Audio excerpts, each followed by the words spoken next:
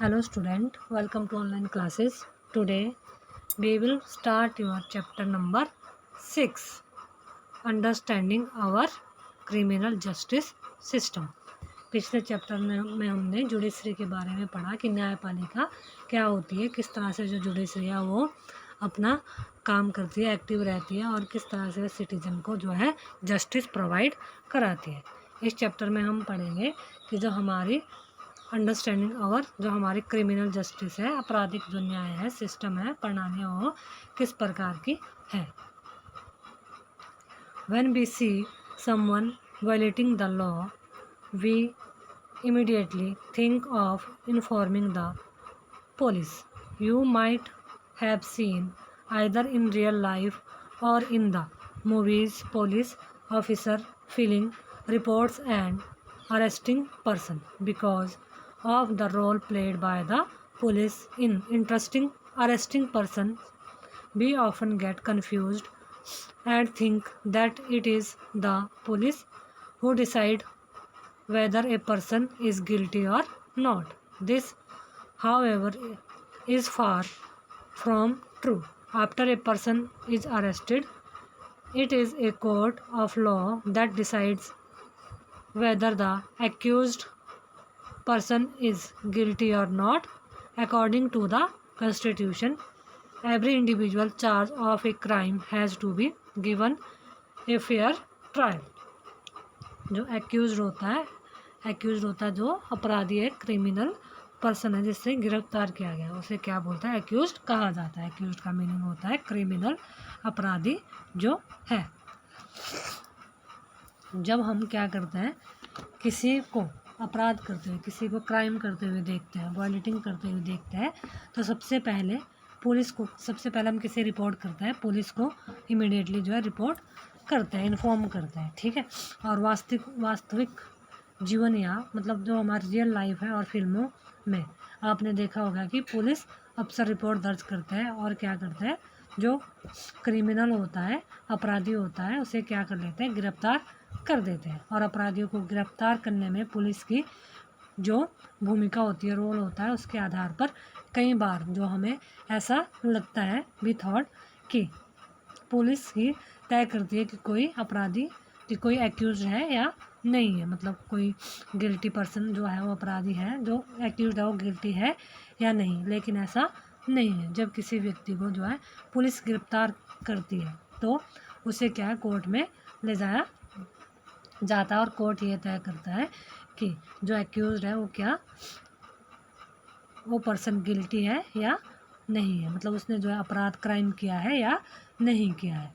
हमारा जो कॉन्स्टिट्यूशन है उसके अकॉर्डिंग क्या होता है, हर व्यक्ति, अगर किसी भी व्यक्ति को कोई आरोप लगाया जाता है तो उसे इंडिविजुअल तौर पर क्या है, सुनवाई का, उसे निष्पक्ष सुनवाई का जो है राइट दिया जाता है, फेयर ट्रायल होती है। Do you know what it means to get a fair trial? क्या आप जानते हैं कि फेयर ट्रायल क्या होता है? Have you heard of an FIR? और क्या आपने कभी सुना है कि FIR के बारे में सुना है कि उसका मतलब क्या होता है? और do you know who a public prosecutor is? और जो पब्लिक प्रोसिक्यूटर होता है, जो पब्लिक सरकारी वकील कौन होता है, ठीक है। In this chapter we use a functional case of theft or to try and highlight the process as well as the role of different individuals in the criminal justice system. इस chapter में हम क्या है, एक theft के काल्पनिक घटना के बारे में जानेंगे और समझेंगे कि न्याय पाने की प्रक्रिया जो है किस तरह, हमारे जो जस्टिस सिस्टम हो किस तरह से चलती है, और आपराधिक न्याय व्यवस्था में अलग अलग लोगों की क्या क्या जो है रोल होता है। Most case go through a process that is similar to the one discussed in our functional case. Therefore understanding these process as well as the role that different person should play within the criminal justice system is crucial so that if ever the occasion should arise, you are aware of the process that should be followed. और ध्यान रखें कि क्या है, ज़्यादातर मामले उसी process से गुजरता है जिसका हमने अपने काल्पनिक, जो हमने इसमें एक स्टोरी पढ़ेंगे हम, उसमें उदाहरण में जिक्र किया है।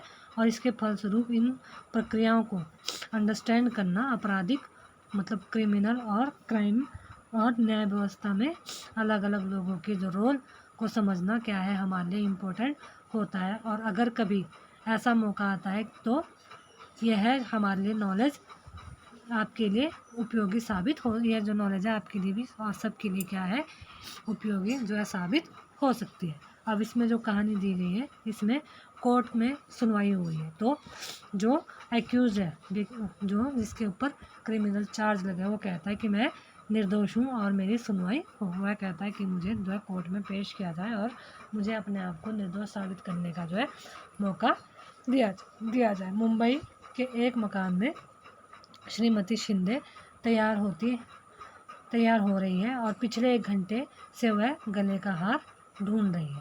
ठीक है, मुझे पक्का पता है कि यही रखा था, मतलब एक औरत है, वह अपना हार ढूंढ रही होती है। इसमें एक काल्पनिक जो स्टोरी है और उसे पता होता है कि हार यही रखा था, लेकिन क्या है, अब वह गायब हो गया है। तो जल्दी करो भाई, हमें, उसका जो हस्बैंड वो कहता है जल्दी करो, हमें देर हो रहा है, जो भी ओकेजन है उसमें जाने के लिए। मुझे मेरी सोने की जंजीर नहीं मिल रही, दराज में भी नहीं है। मुझे लगता है शांति ने मेरा हार चुरा लिया है और मेरे कमरे में सफाई करते हुए वह ज़्यादा ही समय लगाती है। शांति हेमब्राम पिछले 3 साल से, जो शांति है वह क्या इनके पास काम करती है। शांति, क्या अब तुम चोरी भी करने लगी हो, और वो भी सोने का हार? अपना बक्सा लाओ, मैं अभी तलाशी लूँगी। जो मिसेस शिंदे वह कहती है, हमने पुलिस को बुला लिया है, अगर तुमने हार लिया है तो अभी लौटा दो। नहीं, जो शांति वो कहती कि नहीं मैडम, मैंने चोरी नहीं की।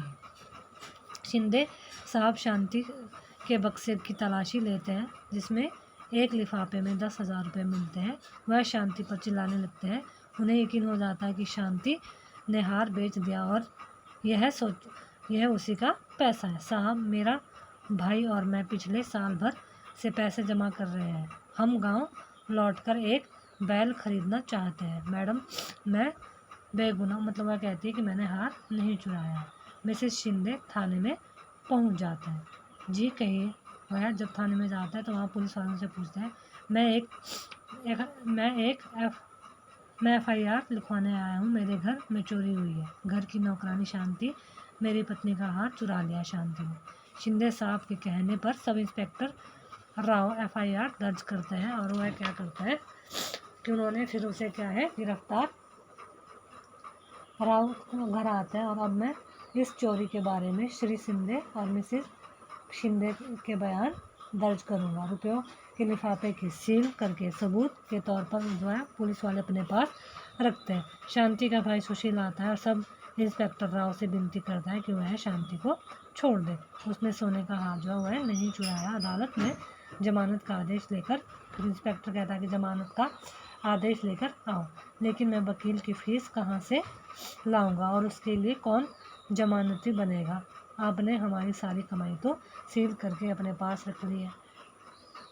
फिर अदालत में क्या होता है कि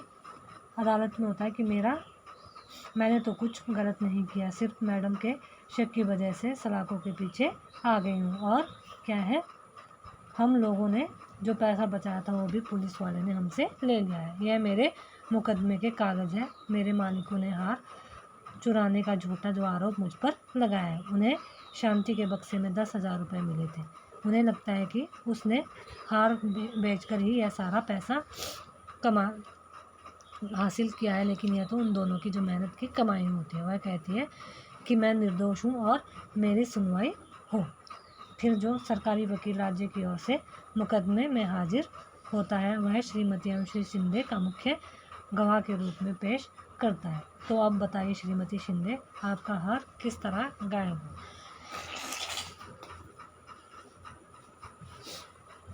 और श्रीमती शिंदे कहती है कि मैंने सोने का हार दराज में रखा था, शांति ने उसे चुराया है। शांति के अलावा और कोई घर में नहीं आता है, कमरे में नहीं आता है। मिसेस शिंदे ने मेरे सामने उसके संदूक की तलाशी ली थी और लिफाफे में 10,000 रुपये देखकर हम तो अचंभे रह गए कि इसके पास ये पैसे कहाँ से हैं। इसके बाद अधिवक्ता राय श्रीमती शिंदे से जिहार करती है जो आप यह कह रही है आपने शांति को चोरी करते हुए देखा है। नहीं, आपको शांति के पास चोरी का हार मिला पिछले 3 साल में। जब शांति उसके घर में काम कर रही है तब कोई भी चीज़ आपके घर से चोरी नहीं हुई। आप हर महीने उसे 1,000 रुपये पगार भी देती रही। तो वह ऐसा सब कुछ कहती। फिर अधिवक्ता राय बचाव पक्ष के मतलब जो कि उसकी वकील होती है उसकी शांति की, तो उनसे पूछती है और सुशील और उसके मालिक से कुछ सवाल पूछती है और उन दोनों के बयानों के आधार पर ही राय यह साबित कर देती है कि शांति के संदूक में 10,000 रुपये शांति की कमाई की जो है रकम होती है।